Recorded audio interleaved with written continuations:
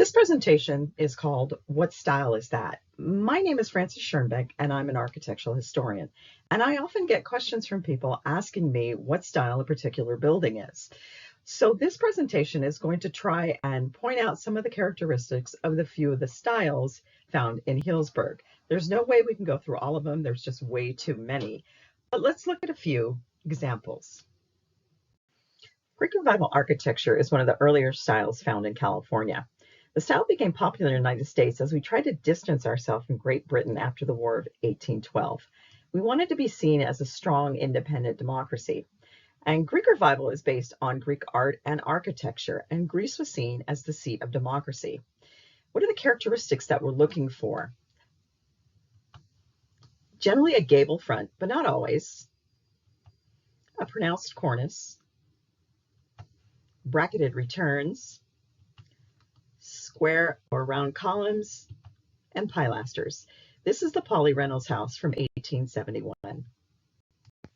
The Farmers and Mechanics Bank is found on the plaza in Healdsburg. It is also an example of Greek Revival. Now, if you look at this building, it very clearly looks like a Greek temple. And if you see a building that looks like a Greek temple in the United States, it's very likely to be Greek Revival.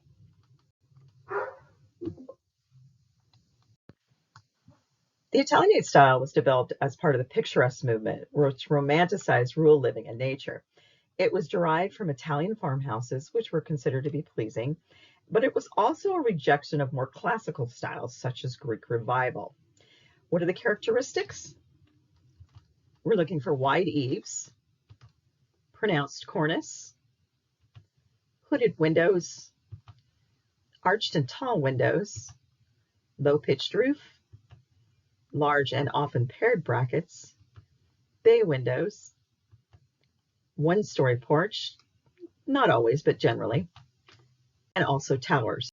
Now, the porch columns on this particular house, which is the John King house built in 1885, have been changed. These are a more classical style column. They probably would have been square to begin with. Now, the building we just previously looked at was Italianate residential. This is Italianate commercial building. This was built in 1900. This is the Cruise building, which sits on the Healdsburg Plaza, and it's a false front building. Most Italianate commercial buildings were false front. Now, what's a false front? If you think about the old Westerns that you watched, and when you would go through town, how the buildings would have this very steep roof in the back and this flat facade, that's a false front, and that's what's going on here. The back roof would allow the rain and the snow to slough off easier, but that front false portion would make your building look bigger. If your building looked bigger, that meant you were more successful. And it also gave you an area right underneath the roof line where you could put your advertisement. So a lot of the characteristics are the same for both commercial and residential Italianate architecture with a couple little differences, but let's look at what we're looking for. So we have the same low-pitched roof, the wide eaves, bracketed returns. Here they're single, not double. An oriel window. An oriel window just is a bay window that doesn't go all the way to the ground.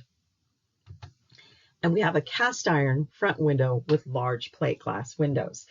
Now, these windows were extremely important. If you think about how we had gas lighting and early electrical lighting in these buildings, it wasn't all that reliable and it wasn't all that bright. So these big windows would allow light to come in, and so you could see better. And they also did something else. If you happened to be walking by one of these buildings and you saw something in that window and you went, oh, I don't really need that hat, but I just saw that hat, so I'm going to go in and buy it now. So these glass windows were a way of advertising whatever you were selling. This is Queen Anne style architecture. This is a Dr. Swisher house. It was built between 1900 and 1903.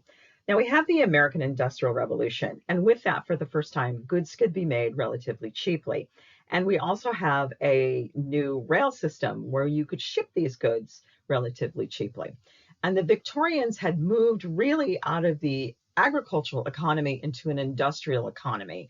And with that industrial economy, we also see the support industry. So the rise of the middle class is happening.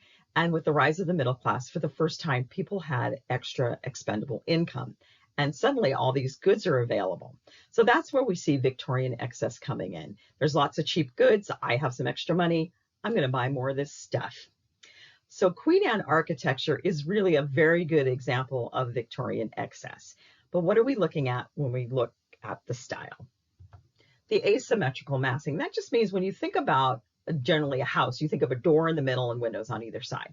Queen Anne's, you're like, I don't know where the door is. There's all this stuff going on. The roof lines don't match up, and lots of whimsy happening. Towers and odd-shaped rooms. You don't need a round room, but here they have one that adds to that whimsy. The porches generally had lots of decorative spindles and brackets.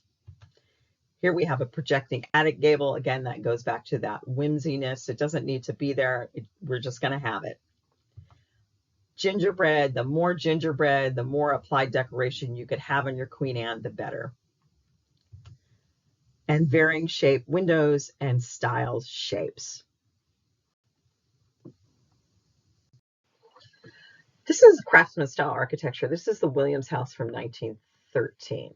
Now, craftsman style architecture came about as a rejection of the excess of the industrialization of the Victorian era. I just talked about how over the top the Queen Anne style was. Well, the idea was to get back to the handcraft nature of things and get the home back to nature. So the elements of the home were supposed to imitate nature and to help you have a more indoor-outdoor lifestyle. And that's why it's very popular in California, because our climate allowed for us to do that. So what are we looking for? Well, we have a low-pitched or broad roof. Again, that's getting us closer back to nature. A pronounced roof overhang, triangular knee braces, a mixture of natural-looking materials. We're talking about stone, wood, brick, shed roof on dormers, tapered columns, and a recessed porch.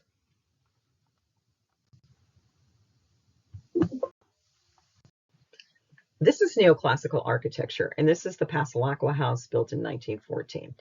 Now, the neoclassical style is a revival style derived from a blend of classical Greek and Roman architectural styles. It is a rejection of the excess of the Baroque period. If you think about some of the churches found in, say, Mexico City or in Spain that almost seem to be dripping with decorations, those are probably likely Baroque style. The characteristics that we're looking for include emphasis on balance and proportion, classical columns with a defined entrance. There's no missing where the entrance to this building is. It's raised up to give an opposing feel. The Carnegie Library, now the Healdsburg Museum, is a neoclassical building. As you can see, it's risen up. And the idea is to make these buildings more imposing, to have a grander feel. A parapet, which is used to make the roof look flat. Restained decoration. A balustrade. And also a domed roof. The Capitol building in Washington, D.C. is neoclassical.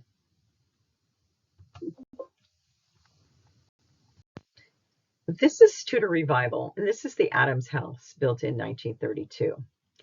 Now, the Tudor Revival architecture came from the architecture in France. During World War I, soldiers went over to France and England and fought, and they were exposed to this Tudor architecture.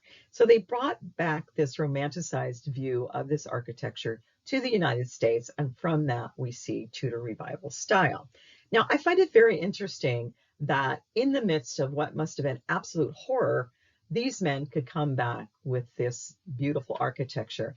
And I think that shows the spirit of the human condition to rise above, and also the power of good architecture. So what are we looking for in the style? It has a storybook quality to it. You could think of maybe Snow White would live here. It has a steep roof, cross gable,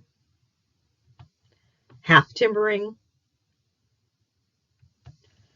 multi-pane leaded glass windows, stucco, and also not shown here, you often have elaborate chimneys with decorative brickwork. This is Mission Revival, and this is the Healdsburg Elementary School built in 1935. Now, during the Great Depression, the US government was looking for a way to try to stimulate the economy and to help people out. So they came up with programs like the WPA, which is the Work Progress Administration. And they would go out and do things like build sidewalks and roads, a lot of parks, or maybe overlooks on roads. And they would also do civic projects such as elementary schools. And that's where we get Healdsburg Elementary School. So what are we looking for in the mission style? Well, we have a bell tower, stucco, smooth walls, clay tile roof, arcaded colonnade, and sometimes you'll find a parapet, whiteys, and quatrefoil windows. Now, when you look at a building, sometimes you go, I don't know what style that is. Well, you think about how our tastes are. Sometimes we like certain things and we don't like other things. And the same holds when you're building a house. You may think, I really like this element of that style, and I don't like that element of this style. And also, you're probably looking at the conditions. The house that you're building here in Healdsburg is completely different from what you're going to build in Fairbanks, Alaska. We've got different climates. So we're going to adjust what we're building to our location, and also the materials. What materials are available? And what about the skilled labor that you need to build your house? Those are factors that are going to affect what style your house is built in. Now, this is the John Marshall House in 1870. So let's break it down to see, what are we looking for here? Well, it's got double brackets, which we know are found in Italianate. Rusticated coins, which I didn't talk about, but those are carvings on the side of wood that are meant to look like stone, and that can be found in lots of different styles. Bay windows, again with the Italianate, and a classical front porch. Now we have a steep pitched roof. Well, that's more Greek Revival. And then we have our bracketed returns. So what is this house? Well, it's vernacular. It means it's not one style or the other. You could call this a Greek Revival house with Italianate elements, or an Italianate house with Greek Revival elements. But my point is, it's not always clear what style it is. Now, you might be thinking, there's no way I can remember any of that. That was so much information. Well, it was a lot of information, and I still have to stop and look things up, and I've been doing this for a very long time. Now, there's lots of good resources on the internet that you can look up, but here are 3 that I thought could be helpful. The first is a field guide to American houses. This is by Virginia McAllister. If you're going to have one book in your library to identify architecture with, this is the book to have. It's available at any place that you buy books. The middle one is Historic Homes of Healdsburg. It also includes commercial buildings, and that will list the building style and also give you a brief history, and that is available at the Healdsburg Museum. And lastly, we have the Russian River Recorder, Healdsburg Architectural Heritage, and this is available for free on the Healdsburg Museum website.